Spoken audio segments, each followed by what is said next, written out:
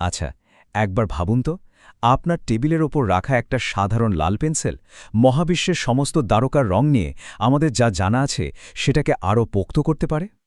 শুনতে একদম অদ্ভুত লাগছে, তাই না? কিন্তু ঠিক এই প্রশ্নটাই আমাদের সমস্যাসংখ্যান আর প্রমাণের এক গভীর দার্শনিক জগতে নিয়ে যায়। এমন এক জগৎ যেখানে নিখুঁত যুক্তি আর আমাদের সাধারণ জ্ঞান একেবারে মুখোমুখি দাঁড়িয়ে যায়। চলুন আজ আমরা সেই আশ্চর্য জগতেরই এক সফরে বেরোই। বিখ্যাত পরিসংখ্যানবিদ জর্জ বক্সের এই কথাটা আমাদের আজকের আলোচনার জন্য একদম ঠিকঠাক। দেখুন, বিশুদ্ধ গণিত সবসময় পরম সত্য খোঁজে, মানে 2+2 সবসময় 4ই হবে। কিন্তু পরিসংখ্যান কাজ করে বাস্তব দুনিয়াকে নিয়ে, যেখানে সবকিছু এতটা নিখুঁত নয়, অনেক অনিশ্চয়তা আছে। পরিসংখ্যানের মডেলগুলো হয়তো বাস্তবতার হুবহু ছবি নয়, কিন্তু এই পৃথিবীকে বুঝতে আর জরুরি সিদ্ধান্ত নিতে এগুলো আমাদের দারুণভাবে সাহায্য করে। এই যে কাজের অনুমান, এটাই কিন্তু পরিসংখ্যানের আসল শক্তি। আমরা অনেকেই ভাবি যে ডেটা বা সংখ্যা মানেই হলো ধ্রুব সত্যি। সংখ্যা তো আর মিথ্যে বলে না। কিন্তু ডেটা অনেকটা কাঁচামালের মতো। একে অর্থপূর্ণ করে তুলতে হলে ব্যাখ্যা লাগে, মডেলিং লাগে।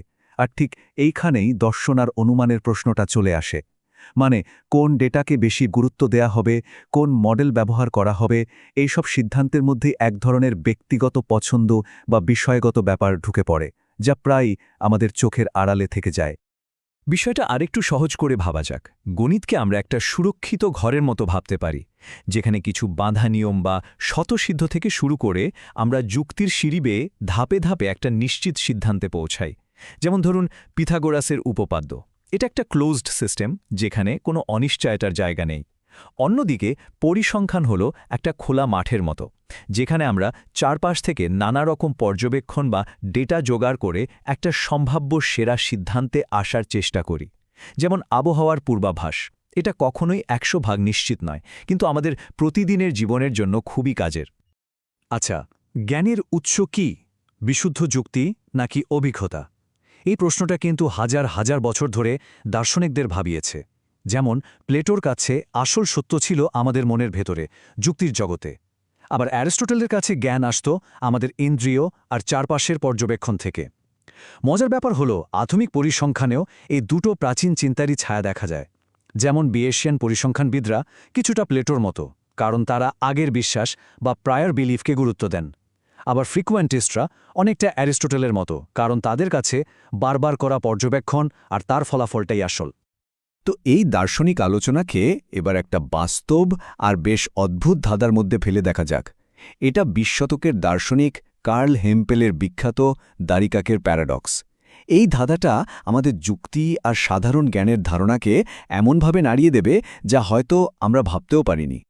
আমাদের পরীক্ষার জন্য হাইপোথেসিস বা অনুমানটা খুবই সহজ সরল, সব দ্বারকাক কালো।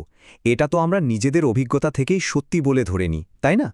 কিন্তু একজন বিজ্ঞানী বা পরিসংখ্যানবিদের কাজ হল এই ধরনের দাবিকে খুব কঠোরভাবে পরীক্ষা করে দেখা। এবার যুক্তিবিদ্যার একটা খুব সাধারণ নিয়ম ব্যবহার করে আমরা এই সহজ বাক্যটাকে একটা নতুন রূপে দেখব। আপাতদৃষ্টিতে খুব সাধারণ একটা পরিবর্তন মনে হলেও এটাই কিন্তু প্যারাডক্সের জন্ম দেবে। প্রস্তুত তো? যুক্তিবিদ্যা অনুযায়ী যদি ক হয় তবে খ হবে, এই বাক্যটার মানে যা। যদি খ না হয় তবে ক হবে না, এই বাক্যটার মানেও ঠিক তাই। একে বলা হয় কন্ট্রাপোজিশন। তার মানে সব দ্বারকাক কালো, অর্থাৎ যদি কিছু একটা দ্বারকাক হয় তবে সেটা কালো হবে। আর কালো নয় এমন সব জিনিসই দ্বারকাক নয়, অর্থাৎ যদি কিছু একটা কালো না হয় তবে সেটা দ্বারকাক হবে না। এই দুটো বাক্য যৌক্তিকভাবে একই, একটা সত্যি হলে অন্যটাও সত্যি হতে বাধ্য। আর ঠিক এইখানেই আমাদের সাধারণ জ্ঞানে একটা বড় ধাক্কা লাগে। ভাবুন, একটা লাল পেন্সিল, এটা কালো নয়, আবার এটা দ্বারকাকও নয়। তার মানে এই পেন্সিলটা আমাদের দ্বিতীয় বাক্য, মানে কালো নয় এমন সব জিনিসই দ্বারকাক নয়, এটাকে পুরোপুরি সমর্থন করছে। আর যেহেতু দুটো বাক্য যৌক্তিকভাবে একই, তাহলে কি একটা লাল পেন্সিল দেখাও আমাদের মূল অনুমান, মানে সব দ্বারকাক কালোকে সমর্থন করে? এটা কি করে সম্ভব? তার মানে কি দ্বারকাক খোঁজার জন্য আমাদের জঙ্গলে না গিয়ে ঘরে বসে লাল পেন্সিল, নীল বই বা সবুজ আপেল খুঁজে বেড়ানো উচিত? এই অদ্ভুত প্যারাডক্স থেকে বেরোনোর কোনো একটা সহজ রাস্তা কিন্তু নেই। কারণ প্রমাণ বা এভিডেন্স জিনিসটা আসলে কি, তা নিয়ে পরিসংখ্যানবিদদের মধ্যেই নানা রকম মত আছে। সত্যকে দেখার এই 3টি ভিন্ন দর্শন বা উপায় সম্পর্কে জানলে আমরা হয়তো প্যারাডক্সটার জট ছাড়াতে পারব। পরিসংখ্যানের জগতে মূলত 3টি প্রধান দল বা চিন্তার স্কুল আছে: বেইশিয়ান, ফ্রিকুয়েন্টিস্ট এবং লাইকলিহুড। এরা প্রত্যেকেই সম্ভাবনা ও প্রমাণকে ভিন্ন ভিন্ন চোখে দেখে তাদের এই আলাদা দৃষ্টিভঙ্গি ডানোকাক্যের প্যারাডক্সের বিভিন্ন সমাধানের জন্ম দেয় আর আমাদের দেখায় যে সত্যের পথ আসলে একটাই নয়। এই টেবিলটা দেখলেই পুরো বিষয়টা পরিষ্কার হয়ে যায়। বেজিয়ানদের কাছে সম্ভাবনা হলো কোনো একটা ধারণার ওপর আমাদের বিশ্বাসের মাত্রা। তারা বলবে, হ্যাঁ, একটা লাল পেন্সিল দেখাটা আমাদের বিশ্বাসকে অতি সামান্য হলেও বাড়িয়ে দেয় যে সব দ্বারকাক কালো। ভাবুন, পৃথিবীতে কোটি কোটি জিনিস আছে যা কালো নয়। তার মধ্যে একটাকে, মানে লাল পেন্সিলটাকে দ্বারকাক নয় বলে চেনাটা আমাদের হাইপোথেসিসকে অতি ক্ষুদ্র পরিমাণে হলেও সমর্থন করে। পরিমাণটা হয়তো খুবই সামান্য, কিন্তু শূন্য নয়। অন্যদিকে ফ্রিকোয়েন্টিস্টরা সম্ভাবনাকে দেখে বারবার ঘটা কোনো ঘটনার হার হিসেবে। তাদের কাছে এই প্রশ্নের উত্তর নির্ভর করবে আমরা ঠিক কিভাবে ডেটা সংগ্রহ করছি তার উপর। হঠাৎ করে একটা পেন্সিল দেখা আর নিয়ম মেনে দ্বারকাক খোঁজা তো এক জিনিস নয়। আর লাইকলিহুড দর্শনটা সবচেয়ে বেশি জোর দেয় ডেটার ভেতরের প্রমাণের ওপর। তাদের মতে একটা লাল পেন্সিল দেখার ঘটনাটা কোন হাইপোথেসিসকে বেশি সমর্থন করছে তা প্রেক্ষাপট ছড়া বলা অসম্ভব। লাইকলিহুড ব্যাপারটা বুঝতে একটা সহজ উদাহরণ নেওয়া যাক। ধরুন, আপনার হাতে একটা কয়েন আছে। আপনি জানেন না এটা সাধারণ কয়েন নাকি এর দুদিকেই হেড আছে। আপনি একবার টস করলেন আর হেড পেলেন। এখন লাইকলিহুড আমাদের বলবে যে এই হেড পাওয়ার ঘটনাটা কোন হাইপোথিসিসকে বেশি সমর্থন করছে। বোঝাই যাচ্ছে দুদিকে হেড থাকা কয়েনের ক্ষেত্রেই হেড পাওয়ার ঘটনাটা বেশি স্বাভাবিক। লাইকলিহুড ঠিক এই তুলনামূলক সমর্থনের পরিমাপটাই করে। এটা কিন্তু ভবিষ্যতে হেড পড়ার সম্ভাবনা বা প্রবাবিলিটি বলছে না।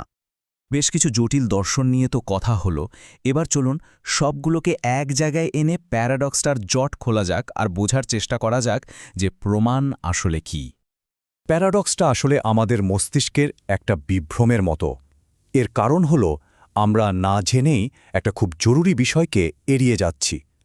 প্রমাণের মূল্যায়নে একটা দরকারি উপাদান অনুপস্থিত, আর সেটা হলো প্রসঙ্গ বা কনটেক্সট। আসল কথাটা হলো প্রমাণ একা একা অর্থহীন। এর মূল্য পুরোপুরি নির্ভর করে সেটা কিভাবে জোগাড় করা হয়েছে তার ওপর। এটাকে বলা হয় স্যাম্পলিং প্ল্যান। আপনি কি ইচ্ছে করে পৃথিবীর সব কালো নয় এমন জিনিস খুঁজছিলেন, নাকি জঙ্গলে গিয়ে শুধু পাখি খুঁজছিলেন, নাকি এমনি উদ্দেশ্যহীনভাবে রাস্তা দিয়ে হাঁটছিলেন? এই প্রেক্ষাপটটাই আপনার পাওয়া তথ্যের মানেটা পুরোপুরি বদলে দেবে। ভাবুন, আপনার পরীক্ষাটা হলো পৃথিবীর সমস্ত কালো নয়ে এমন জিনিসের একটা লিস্ট বানানো আর চেক করা যে সেগুলোর কোনোটা দ্বারকাক কিনা। এই সংকীর্ণ মিশনের ক্ষেত্রে যখনই আপনি একটা লাল পেন্সিল খুঁজে পাবেন এবং দেখবেন সেটা দ্বারকাক নয়, তখন আপনি সফলভাবে আপনার হাইপোথেসিসের পক্ষে একটা প্রমাণ জোগাড় করবেন। এই নির্দিষ্ট স্যাম্পলিং প্ল্যানের অধীনে প্যারাডক্সটা আর প্যারাডক্স থাকে না, বরং একটা যৌক্তিক সিদ্ধান্তে পরিণত হয়। কিন্তু বাস্তব জীবনে আমরা তো এভাবে তথ্য সংগ্রহ করি না, তাই না?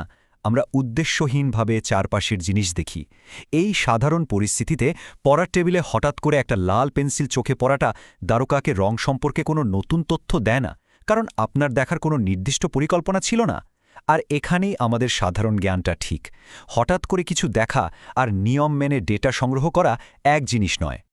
আর এই বিশ্লেষণটাই আমাদের মূল শিক্ষাটায় নিয়ে আসে। ডেটা বা তথ্য কোনো দৈববাণী নয়। এর অর্থ তৈরি হয় আমাদের বানানো গল্প, প্রেক্ষাপট, অনুমান আর তথ্য সংগ্রহের পদ্ধতির উপর ভিত্তি করে। এই গল্প ছাড়া ডেটা আসলে শুধুই অর্থহীন সংখ্যা বা বিচ্ছিন্ন ঘটনা। শেষ করার আগে এই প্রশ্নটা নিয়ে একটু ভাবা যাক। যদি একটা সাধারণ লাল পেন্সিলের অর্থ তার পেছনের গল্পের ওপর এতটা নির্ভর করে, তাহলে খবর, বৈজ্ঞানিক গবেষণা বা আমরা প্রতিদিন যে তথ্যের মুখোমুখি হই সেগুলোর পেছনের অনুমানগুলো আসলে কি? এই আলোচনা আমাদের শেখায় যে একজন সচেতন মানুষ হিসেবে আমাদের শুধু তথ্য গ্রহণ করলেই চলবে না, বরং প্রশ্ন করতে হবে এই তথ্যটা কিভাবে এবং কেন সংগ্রহ করা হয়েছে, এর পেছনের আসল গল্পটা কি? কারণ অনেক ক্ষেত্রেই গল্পটাই আসল।